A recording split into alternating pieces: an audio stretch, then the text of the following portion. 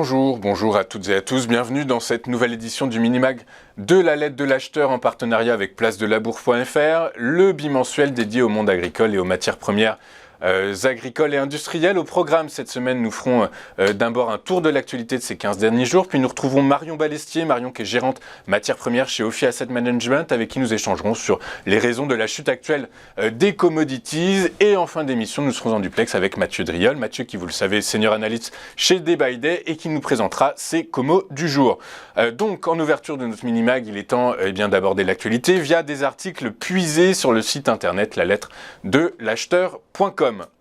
Les blés français devraient bien s'exporter sur la campagne de commercialisation qui a commencé début juillet 2022 et qui court jusqu'à fin juin 2023 selon les prévisions de France Agrimaire. La France pourrait exporter 17,44 millions de tonnes de blé tendre, soit 3% de plus que sur la campagne 2021-2022. Mais ce pourcentage masque une forte disparité. Les exports seraient en forte hausse vers les pays tiers, atteignant 10,3 millions de tonnes, une hausse de 17%.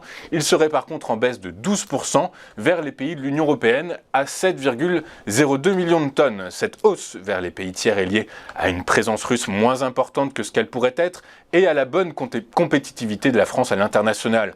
Compétitivité boostée par la faiblesse inédite de l'euro par rapport au dollar.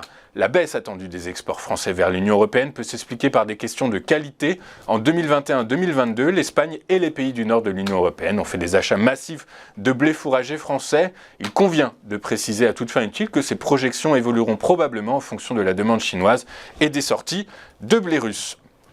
Est-ce la fin des haricots, ou plutôt allons-nous être privés de notre traditionnel plat d'été, à savoir la délicieuse et fameuse tomate mozza?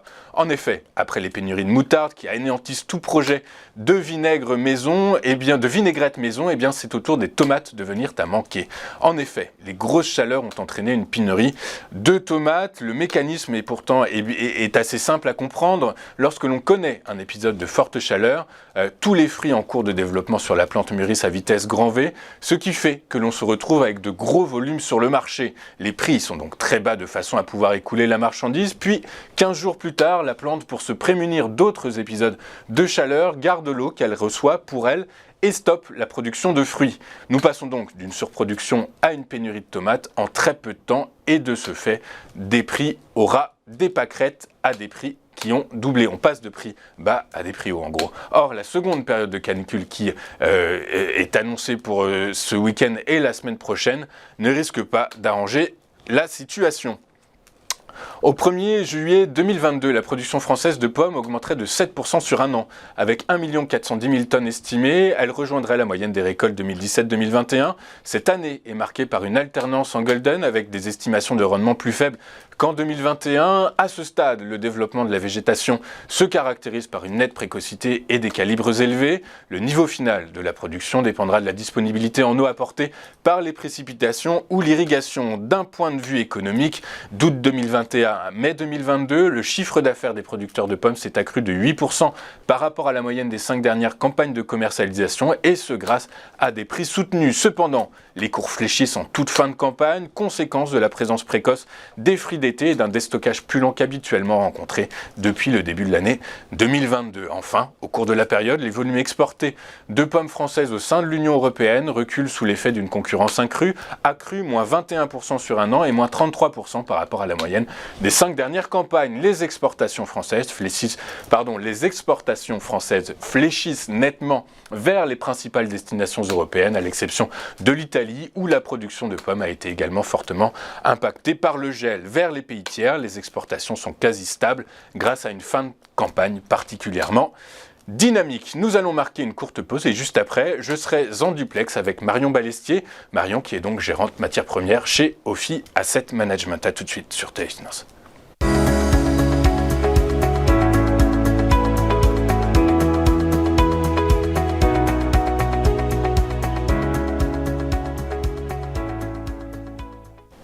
Nous sommes de retour dans cette édition du 15 juillet du Minimag, la lettre de l'acheteur en partenariat avec placedelabourse.fr et il est désormais temps d'ouvrir notre rubrique l'interview avec Marion Balestier. Marion qui est gérante matières premières chez Ophi Asset Management. Bonjour Marion. Et on va commencer votre interview par cette observation. On observe sur le marché des matières premières, qu'elles soient agricoles ou industrielles, une correction depuis les plus hauts de mars 2022. Quelles en sont les explications, Marion ? Alors, il y a deux explications, il y a deux facteurs principaux à cette correction assez généralisée des matières premières sur ces dernières semaines. La première, ce sont les anticipations de ralentissement de la croissance au niveau mondial, puisque c'est le scénario que le marché est en train de dessiner ces dernières semaines. La raison principale, c'est que les banques centrales sont un petit peu en train de courir après l'inflation. Elles se sont fait surprendre par les niveaux, par la résistance de l'inflation, et aujourd'hui elles ont été obligées d'adopter un ton assez dur et d'enclencher un cycle de resserrement monétaire assez brutal. Donc évidemment, ça affecte les anticipations de croissance et ça affecte notamment les anticipations de demande de matières premières dans les prochains mois. Et effectivement, si une récession devait se décider, on aurait nécessairement un impact sur les demandes de pétrole, sur les demandes de métaux, etc. Donc, dans cette anticipation, le marché s'est baissé les coûts. Le second point qui justifie ce mouvement, c'est la politique du zéro Covid en Chine, puisque ça n'est a priori échappé à personne. Le gouvernement chinois avait décidé il y a quelques mois maintenant un confinement assez drastique de sa population pour mettre l'épidémie sous contrôle. Et ce confinement, il a dû affecter une grande partie de la croissance chinoise, de l'activité chinoise, puisque c'est un pays qui est resté quasiment paralysé pendant près de 2 mois. Donc l'impact est nécessairement important et ça impacte la demande mondiale et notamment la demande mondiale de métaux, puisque la Chine est un très gros consommateur de métaux, c'est le plus gros consommateur de métaux au monde. C'est un pays qui consomme entre 40 et 50% de la production de tous les métaux du monde. Donc forcément, c'est un ralentissement de la demande à court terme. On a d'ailleurs le PIB chinois qui est sorti ce matin, je ne sais pas si vous l'avez vu, il est sorti à 0,4% pour le deuxième trimestre 2022, contre quasiment 5% au premier trimestre. Donc c'est un gros choc pour l'économie chinoise, ce confinement. Alors le pays a réouvert depuis quelques semaines, la reprise se met tout doucement en place, mais en attendant, il est clair que ce confinement a eu un impact sur la demande et sur les prix des matières premières. C'est certain. Pardon, oui, c'est certain. Juste, j'apporte une toute petite précision. Effectivement, le 0,4% au T2 2022, je rappelle quand même que ce sont des données en provenance des autorités chinoises, donc à mettre entre guillemets, puisque les analystes occidentaux estimaient la croissance au T2 à 1,2%. Donc tout reste quand même relatif, mais en tout cas, quoi qu'il arrive, ça baisse par rapport au 4,8% du T1, quoi qu'il arrive. Oui, tout à fait. C'est sans surprise, puisque quand on confine une ville comme Shanghai, qui est le plus gros port du pays, qui est une zone d'activité industrielle très très intense, voilà, c'est évidemment pas sans conséquence. On peut peut-être évoquer en passant aussi la hausse du dollar, qui est en général un facteur plutôt baissier pour la demande de matières premières. Mais voilà, les deux points, les deux facteurs principaux pour la correction, c'est cette anticipation de récession que le marché est en train de dessiner et la politique du zéro Covid et son confinement du printemps 2022. Ouais, c'est certain. On va faire un rapide focus sur les matières premières. Vous venez de le dire. Est-ce qu'on peut juste imaginer, est-ce que la baisse du cours des matières premières agricoles cette fois-ci est uniquement liée à la hausse du dollar, selon vous ? Alors non, on ne le pense pas. Mais c'est vrai que sur ce cas particulier, le comportement des prix est quand même un petit peu troublant, puisque pour certaines, le prix est revenu en dessous des niveaux qu'elles étaient avant le déclenchement de la guerre en Ukraine. C'est par exemple le cas du blé. Quand vous regardez le cours du blé sur le CME, on est revenu pré-déclenchement de la guerre en Ukraine, alors que la situation n'est absolument pas revenue à la normale sur ces marchés. Aujourd'hui, pour vous donner quelques repères, l'Ukraine exporte environ 1,2 à 1,5 million de tonnes de blé par mois, alors qu'on était sur un rythme d'environ 6 millions de tonnes par mois avant la guerre. On est on est dans une configuration absolument différente d'avant cette guerre. L'autre élément, c'est que l'acheminement est bien plus lent aujourd'hui, puisque la mer Noire est inaccessible et que donc le transport doit se faire par train ou par camion. Donc c'est bien plus long que par bateau, les capacités sont pas les mêmes, c'est bien plus complexe, etc. Donc la correction des prix et le retour sur ces niveaux d'avant-crise est un petit peu surprenant. Sur cette production agricole, on a également les problématiques liées au réchauffement climatique qui sont venues impacter la production. On peut citer rapidement en exemple la sécheresse au Maroc ou la vague de chaleur en Inde de ces dernières semaines qui c'est un pays qui a dû revoir sa production à la baisse de 10 millions de tonnes pour le blé et qui a décidé de suspendre toutes ses exportations jusqu'à nouvel ordre. Donc ça, c'est pas sans conséquence non plus sur le marché. Pour nous, ce qui peut expliquer en partie la baisse des matières premières, c'est un phénomène de flux. C'est-à-dire on a beaucoup d'acteurs en fait sur ces marchés qui sont exposés via l'achat d'indices et d'indices globaux comme ce Bloomberg Commodity Index par exemple. Et lorsqu'on allège ses positions sur ces indices, on vend et on ne peut pas faire de distinction entre les différentes matières premières. On est obligé de tout vendre de façon assez indifférenciée. Donc on a peut-être ce phénomène financier-là. Et c'est vrai que les investisseurs, quand tous les marchés baissent, ont tendance à prendre des profits sur les segments qui ont bien fonctionné. Et c'est vrai que les matières premières avaient fait un beau parcours jusqu'ici, depuis le début de l'année. Donc les investisseurs peuvent avoir tendance à prendre des profits pour faire de la liquidité, couvrir éventuellement des appels de marge, des choses comme ça. Donc on peut avoir un phénomène de flux. À notre sens, ça explique en partie la correction de ces dernières semaines. De ces dernières semaines, sur ce marché-là précisément. Sur ce marché-là précisément, du coup, donc on comprend que c'est une baisse plutôt structurelle que conjoncturelle dans ces cas-là. Du coup, liée à la structure du marché, comme vous venez de nous le dire. Alors, peut-être justement conjoncturelle en réalité, puisque dépendante du contexte, de cette période récente, du comportement des marchés et donc d'un phénomène de flux. Mais au niveau des fondamentaux du marché, à notre sens, on reste sur une situation qui est très tendue puisque l'offre n'est pas de retour à la normale. On est toujours dans une situation très complexe au niveau de l'Ukraine, qui est un très gros fournisseur de matières premières agricoles. On a des phénomènes climatiques qui sont non négligeables pour la production. On a la production en Europe qui est en cours en ce moment, à voir comment elle est affectée par les vagues de chaleur que l'on subit actuellement. Voilà. Donc sur ces fondamentaux, voilà, ça ne nous semble pas justifier une correction de cette ampleur aujourd'hui. Ok, très clair. C'est pour ça qu'on parle en partie d'un phénomène de flux. Ok, je comprends. Merci Marion. On parlait de la Chine en introduction. La Chine, donc on a revu les chiffres de croissance de l'économie du T2 qui sont pas bons. Les autorités chinoises l'anticipaient un petit peu puisqu'elles ont annoncé un plan de relance la semaine dernière. Quel pourrait être, Marion, l'impact de ce plan de relance chinois sur le marché des métaux industriels ?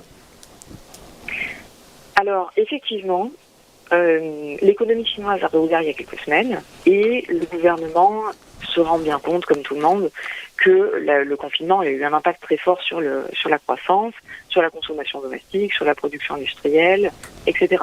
Donc, depuis la réouverture, on voit essayer comme ça des annonces de relance au niveau de certains secteurs, notamment avec un gros focus sur l'infrastructure, sur l'immobilier et sur des secteurs stratégiques pour la Chine qui sont notamment les véhicules électriques, les énergies renouvelables, etc.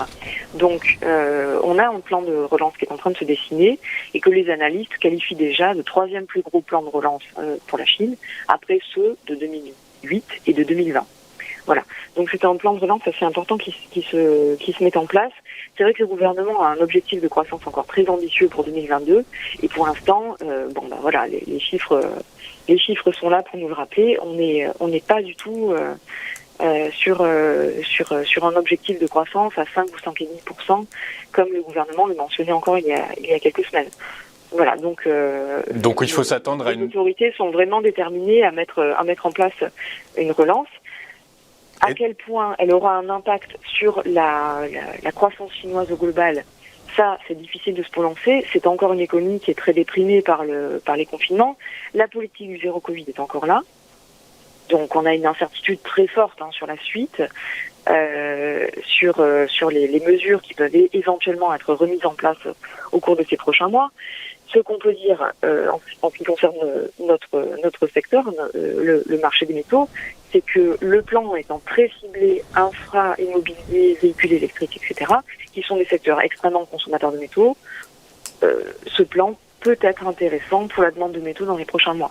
Ouais, étant donné qu'on a un marché qui aujourd'hui est très centré sur la récession, voit beaucoup le négatif et a pleinement pris en compte l'impact de ce confinement en Chine, peut-être qu'une réaccélération de la demande peut avoir un impact assez positif. Oui, on comprend donc effectivement que ça pourrait avoir un impact positif. Et est-ce que, donc vous nous disiez en début de votre intervention que la demande chinoise en métaux industriels correspondait à 40-50% de la demande mondiale, est-ce qu'elle pourrait compenser éventuellement le ralentissement économique qui se pointe a priori, qui semble être le scénario privilégié par les investisseurs, en Europe et aux États-Unis? Alors oui, le ralentissement, il est très probable en Europe, aux États-Unis et dans d'autres pays. C'est très difficile de se prononcer sur quel aspect l'emportera. Évidemment, ça dépend de quelle ampleur de ralentissement on parle en Europe, aux États-Unis. Si on plonge dans une récession profonde, il est très clair que l'impact sera négatif pour la demande de matières premières. Maintenant, aujourd'hui, ce qu'on a, pour être très schématique, c'est une demande de métaux qui est à 50% en provenance de la Chine et à 50% en provenance des autres pays. Donc on a 50% de la demande qui ralentit, 50% de la demande qui est en train d'accélérer avec un plan de relance très ciblé secteur consommateur de métaux. Donc on ne dit pas que ça peut pleinement compenser ce ralentissement de la demande en Europe, aux États-Unis, mais ça peut un petit peu rééquilibrer le marché quand même. Ok, très clair. On verra, mais donc on vous entend bien. On va rester sur cette problématique de croissance mondiale et on va basculer sur le pétrole. Le pétrole qui chute également ces dernières séances sur fond de crainte de ralentissement économique et de conditions et de crainte de résurgence du Covid. Est-ce que ce sont les seules explications qui justifient cette baisse, Marion ? Alors, à notre avis, oui. Disons que, pour répondre à votre question, on ne sent pas un changement au niveau de la situation des fondamentaux de ce marché. Je m'explique. Sur le pétrole en particulier, on entend beaucoup qu'on est revenu dans une situation comparable à celle de 2008, où les cours s'étaient effondrés en raison de la crise économique, donc un impact extrêmement fort sur la demande. Sur ce marché, pour nous, il y a un facteur qui fait une grosse différence par rapport à celle de 2008. C'est le déséquilibre entre offre et demande. Et ça, on le perçoit notamment quand on observe les structures de prix à terme. En 2008, on avait une abondance de pétrole et d'ailleurs, on était dans une structure de prix à terme classique, c'est-à-dire avec des prix à terme plus élevés que les prix comptants. D'accord. Donc une situation dans laquelle on n'a pas de tension sur le marché et on trouve facilement du pétrole. Quand on commence à avoir peur de manquer de pétrole, en général, les prix comptants deviennent plus chers que les prix à terme. C'est-à-dire qu'on est prêt à payer plus cher pour être sûr de s'approvisionner en pétrole tout de suite. Et aujourd'hui, la structure de prix à terme sur ce marché, elle reflète ça puisqu'elle montre un écart de $15 entre le prix comptant et le prix à terme. Donc une grosse prime sur le prix comptant qui indique assez clairement une tension sur ce marché, malgré les efforts de l'OPEP pour produire plus, et OPEC qui n'arrive pas à atteindre ses objectifs d'augmentation de la production. Donc on n'a pas vraiment de marge de manœuvre aujourd'hui. Donc à notre sens, effectivement, le marché anticipe un ralentissement assez fort. Et c'est vraiment cette raison-là qui explique la correction du prix. Maintenant, au niveau des fondamentaux, pour l'instant, en tout cas, étant donné qu'on n'a pas encore de récession profonde, le marché reste assez tendu, comme nous montre cette structure de prix à terme. Voilà. L'OPEP vient de sortir un rapport d'ailleurs. Oui. J'imagine que vous l'avez vu. J'imagine que vous aussi.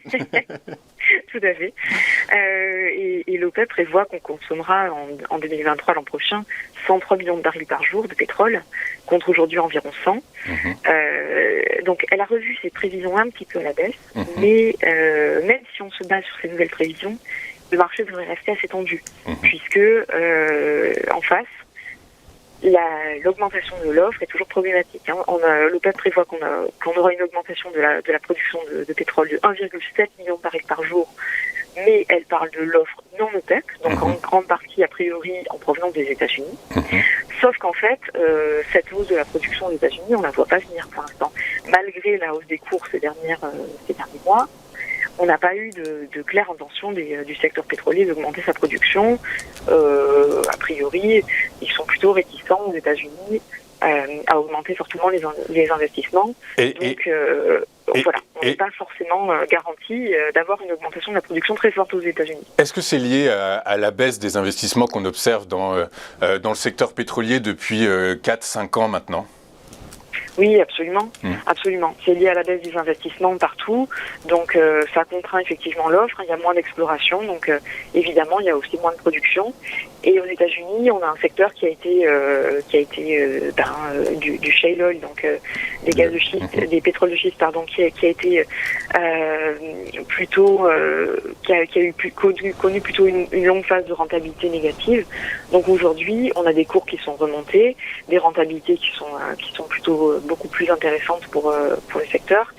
Et la volonté n'est pas forcément là de réinvestir massivement, de redéployer des capex très importants. Oui, on peut comprendre même stratégiquement, géopolitiquement, la stratégie géopolitique des États-Unis. De toute façon, l'Europe va avoir besoin de leur gaz et de leur pétrole. Du coup, laisser les prix monter, ça peut avoir du sens pour les producteurs américains. Ça peut avoir du sens, tout à fait. Exactement. Merci beaucoup, Marion. Merci beaucoup d'avoir été avec nous ce matin. Je rappelle que vous êtes gérante matières premières chez Ophi Asset Management. Et bien, je vous souhaite une excellente journée. Vous revenez quand vous voulez. On va marquer une pause et juste après, il sera l'heure d'être en duplex avec Mathieu Driol pour ses comos du jour. À tout de suite sur TV Finance.